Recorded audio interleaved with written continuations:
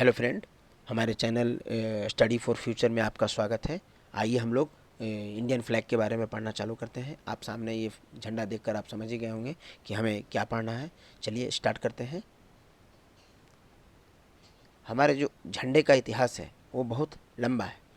इसका अर्थ है कि हम झंडे के एक एक कड़ी को हम सीखेंगे। हमारा चैनल का मकसद तो आप जानते ही हैं कि कॉन्सेप्ट क्लियर करना। अगर कॉन्सेप्ट क्लियर है तो आप सभी चीज़ को ईजी वे में समझ सकते हैं। तो चलिए स्टार्ट करते हैं। कुछ चीज़ें बात ज़रा इसमें दोहरा लेते हैं। सबसे पहली बात, ये चक्र है, ये केसरिया रंग है और ये हरा है। ये सभी का अपना इतिहास है। ये चक्र अशोक आपका सारनाथ के अशोक स्तंभ से आया है। केसरिया आपके सेक्रीफाइस को है। ग्रीन आपके हरियाली को है। वाइट आपके पीस को है। यानी एक एक चीज़ आपको इसमें जानना होगा और यह कैसे आया इस चीज़ को भी हमें समझना है। तो चलिए हम लोग स्टार्ट करते हैं आज का क्लास। तो सबसे पहले आप ये पिक्चर देखकर आप समझ सकते हैं कि हमारा जो झंडे का इतिहास है बहुत लंबा है। हम अभी तक जो हमारा झंडा जो आज जिस फॉर्म में दिख रहा है उसे इस फॉर्म में आने में 7 बार मॉडिफाई किया गया है और इसे यहाँ तक आने में 90 साल लगे हैं। इसका अर्थ समझ सकते हैं कि इसका इतिहास अपने आप में बहुत महत्वपूर्ण है।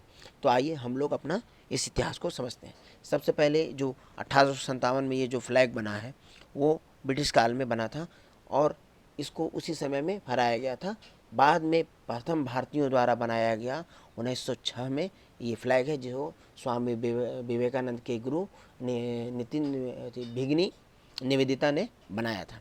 फिर 1907 में आपके बर्लिन में मैडम बीका जी कामा के द्वारा इसे बनाया गया और फहराया गया। इसलिए इसे माना भी जाता है कि विश्व में विदेशों में प्रथम बार भारतीय झंडा फहराने का श्रेय किसे जाता है, तो मैडम बीका जी की कामा के बारे में आपको एक बात और बता दूं कि मैडम बीका जी कामा को ही भारतीय क्रांति की माता कहा जाता है। चलिए आगे हम लोग देखते हैं।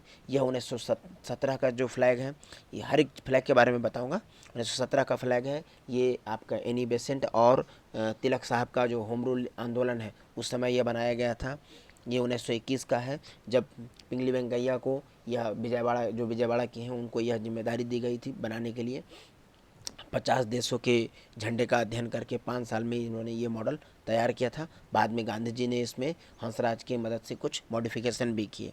फिर 1931 में इसका फाइनल रूप बनकर आया। उसमें कलर लाल को केसरिया किया गया और पट्टियों को इधर उधर मतलब मॉडिफाई किया गया और लास्ट में 22 जुलाई 1947 को हमारा यह झंडा फाइनल रूप में जो आज आप देखते हैं वह आया है। तो चलिए हम लोग एक एक बात को हम लोग क्लियर करते हैं और समझते हैं। तो सबसे पहले एक जान लीजिए फ्लैग का अर्थ क्या होता है।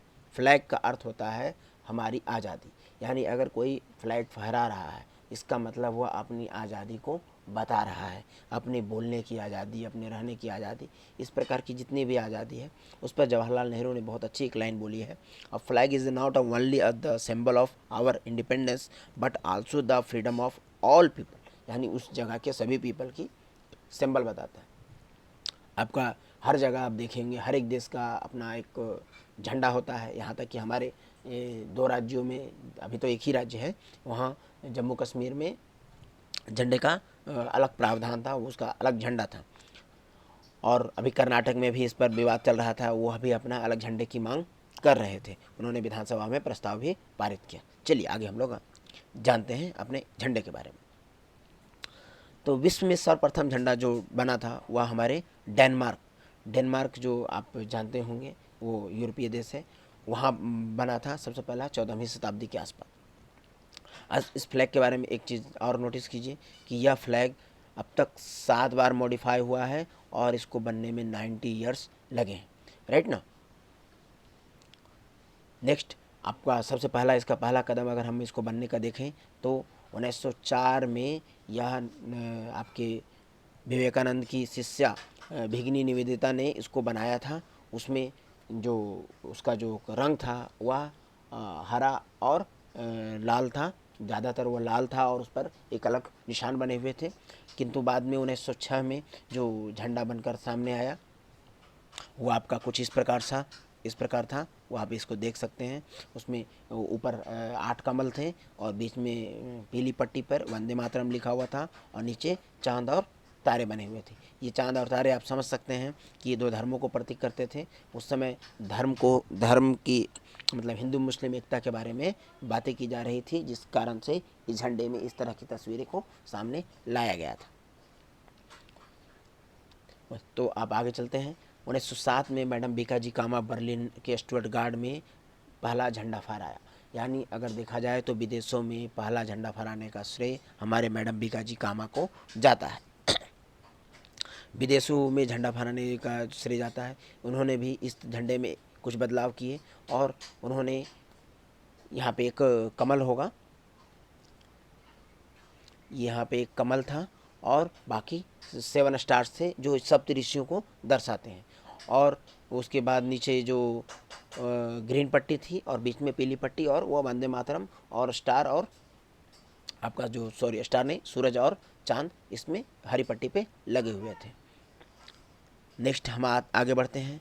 बाद में 1917 में एनी बेसेंट और तिलक जी ने होम रूल लीग आंदोलन में झंडा फहराया, जिस झंडे का स्वरूप कुछ इस प्रकार था,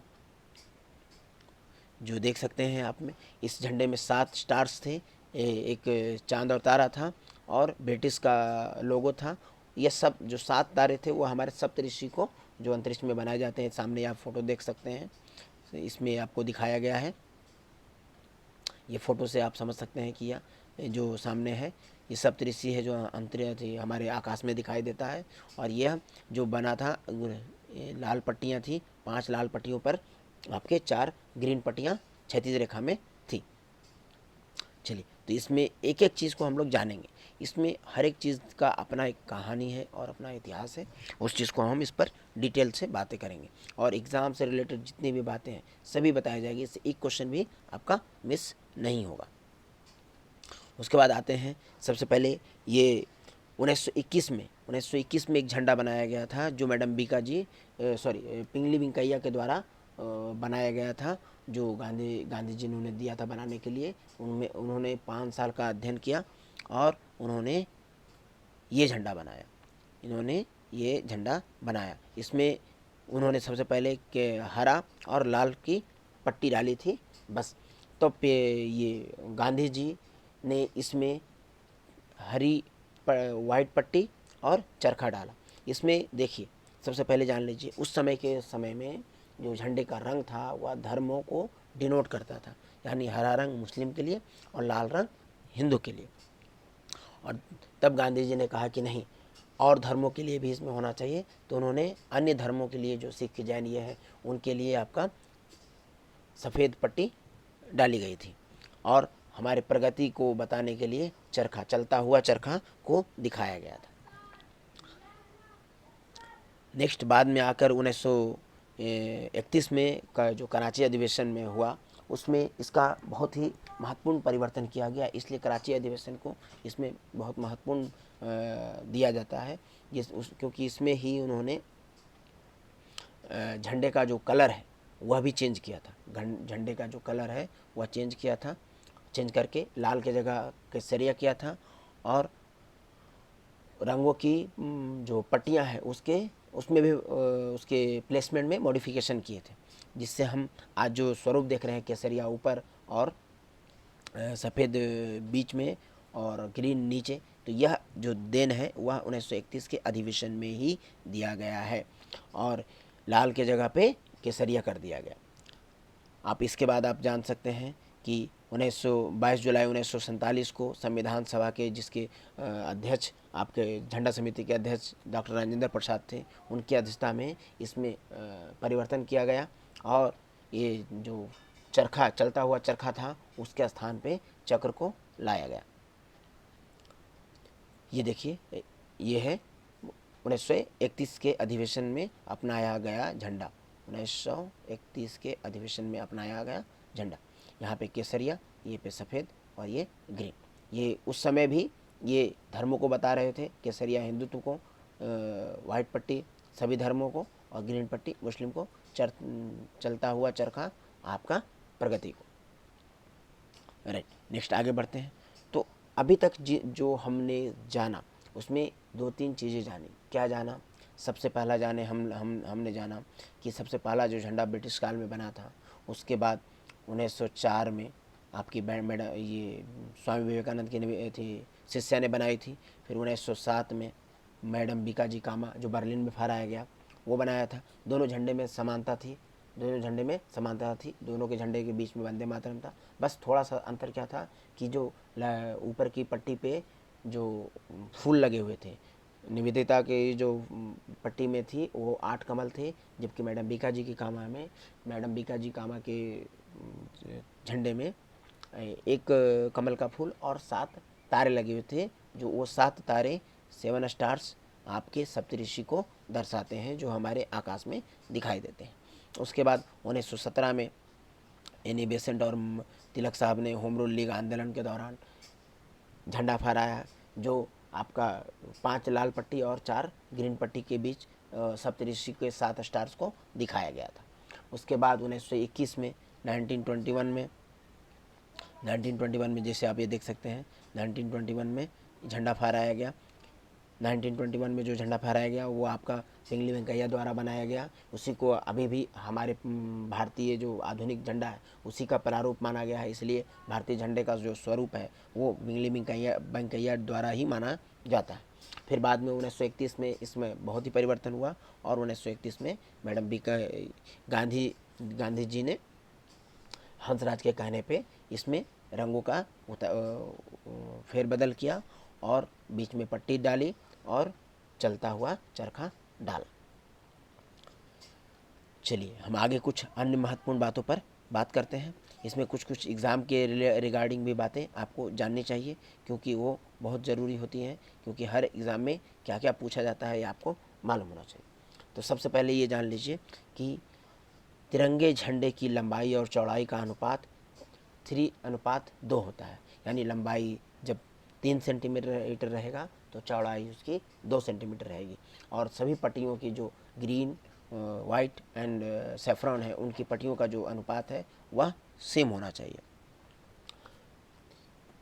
इसकी बुनाई एक ख़ास कपड़े से की जाती है, ऐसा नहीं कि कोई भी कपड़े से इसको किया जा सकता है। आप जब झंडा फहराते हैं तो ये जान लीजिए कि इसकी बुनाई सिर्फ खादी के कपड़े से की जानी चाहिए।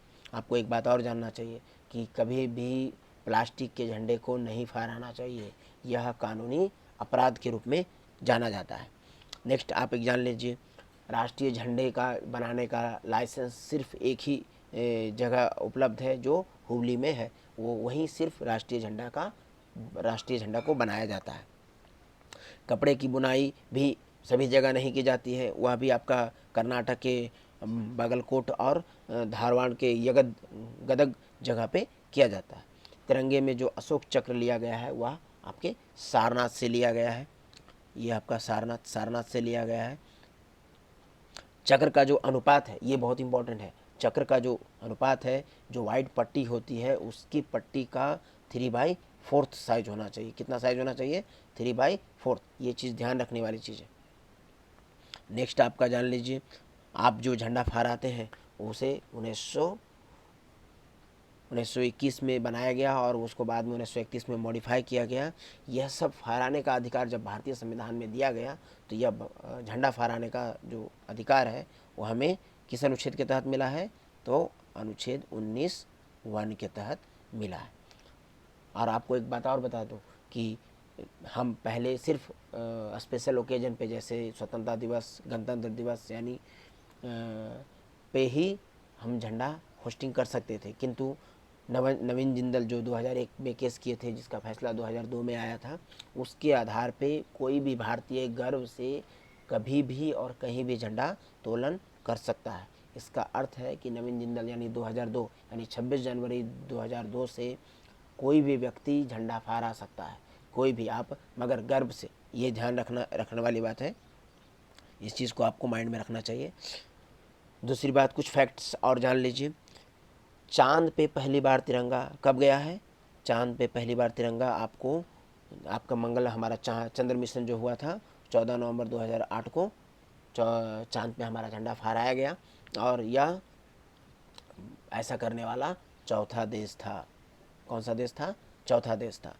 विदेशी धरती पर तिरंगा तो आपको पहले भी बता दिया गया है कि मैडम बीकाजी कामा के द्वारा 1907 में बर्लिन के स्टुअर्टगार्ड में फहराया गया था।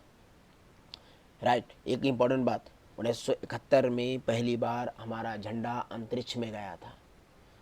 दूसरी बार हमारे राकेश शर्मा ने 1984 में लेके गए थे अंतरिक्ष में झंडा। हाँ, एक चीज़ और नोटिस करने वाली बात है, हमारे झंडे का सेम देखने का सेम कॉपी आपका किस झंडे में मिलता है? तो नियाग्रा एक देश है, सॉरी नियाग्रा नहीं, नाइजर एक देश है, वहाँ के झंडे को सेम रूप में आप देख सकते हैं। जैसे आपको मैं दिखा रहा हूँ, ये देखिए नाइजर का झंडा, ये सेम है, सिर्फ इसका चक्र जो है वो आपका केसरिया कलर का है, बाकी हमारा जो चक्र है वह डीप ब्लू कलर का है। तो चलिए आगे हम लोग देखते हैं। आपके झंडे का एक चीज़ जान लीजिए, उसके रंगों को भी उसका अर्थ होता है, रंगों को जानना चाहिए। हमारे झंडे का जो रंग है, पहला पट्टी है जो वो सबसे ऊपर होती है, वह केसरिया होता है और उसका मतलब होता है प्रॉस्पेरिटी, सेक्रीफाइस, ये हमारे इस झंडे का मतलब होता है।